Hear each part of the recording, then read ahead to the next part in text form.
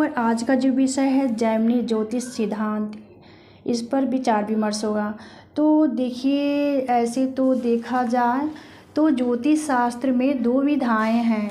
पहली जो है पराशर पद्धति और दूसरी जो है जैमिनी पद्धति। देखिए, जैमिनी पद्धति में और जैमिनी ज्योतिष सिद्धांत में 7 कारक हैं और इनका ही जिक्र किया गया है। राहु केतु की इसमें गणना नहीं की गई है, इसका मान नहीं है और न राहु केतु का इसमें जिक्र किया गया है। और 7 ग्रह जो हैं सूर्य, चंद्रमा, मंगल, गुरु, शुक्र, बुध और शनि, यह 7 ग्रह का ही यहाँ पर जिक्र है। देखिए, 7 कारक जो हैं इस प्रकार हैं। और पहला जो है आत्मा कारक, दूसरा जो है अमात्य कारक, तीसरा जो है भ्रातृ कारक, चौथा जो है मातृ कारक, पांचवा जो है पुत्र कारक और छठवां जो है ज्ञाति कारक, सातवां जो है दारा कारक। देखिए, आत्मा कारक शरीर को दर्शाता है और अमात्य कारक आजीविका कर्म को दर्शाता है, भ्रातृ कारक भाई मित्र को दर्शाता है और मातृ कारक माता और चतुर्थ भाव को दर्शाता है, पुत्र कारक पंचम भाव संतान को दर्शाता है, ज्ञाति कारक षष्ठ भाव और रोग ऋण को दर्शाता है, दारा कारक सप्तम भाव को दर्शाता है। दारा कारक जीवन साथी का प्रतिनिधित्व करता है। दारा कारक से ही सप्तम भाव का भी विचार करते हैं और दाम्पत्य सुखद होगा या कष्टमय होगा, इसका भी विचार हम दारा कारक से ही करते हैं। देखिए, पहला जो है आत्मा कारक किसे कहते हैं। सबसे हाईएस्ट डिग्री जिस भी ग्रह का है उसे हमें आत्मा कारक कहना चाहिए और बर्थ चार्ट में जिस भी ग्रह का सबसे लोअर डिग्री है उसको हम दारा कारक कहते हैं। देखिए, यहाँ पर सबसे अधिक अंशों वाले ग्रह को आत्मा कारक कहा जाता है, उसके बाद वाले ग्रह को अमात्य कारक कहा जाता है। अमात्य कारक के बाद जिस ग्रह के कम अंश होते हैं उसको हम भ्रातृ कारक कहते हैं।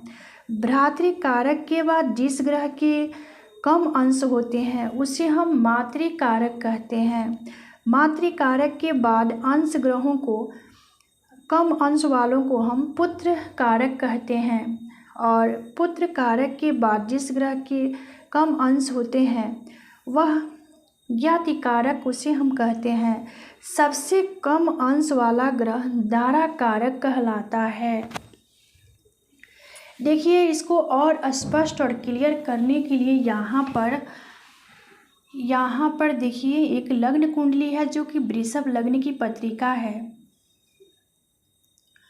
और इसमें यहाँ पे ग्रह भी है और जो कि वृषभ लग्न की कुंडली है और लग्न में ही गुरु का प्लेसमेंट है, लग्न का मान दिया हुआ है, गुरु ग्रह का भी मान यहाँ पे भोगांश दिया हुआ है।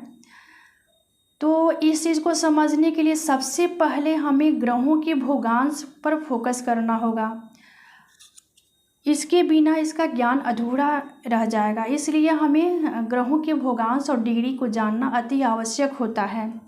तो देखिए, इस चार्ट में, इस लग्न पत्रिका में सबसे ज़्यादा किस ग्रह के पास डिग्री है इसको यहाँ पर हम देखेंगे।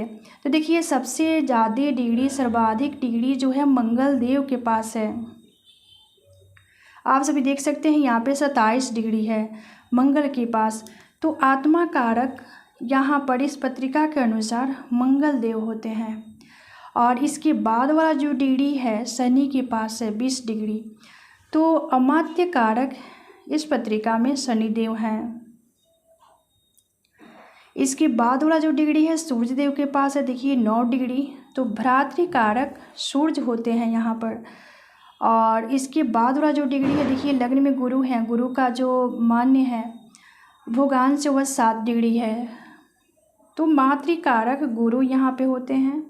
इसके बाद वाला जो डिग्री है, देखिए शुक्र के पास है 5 डिग्री।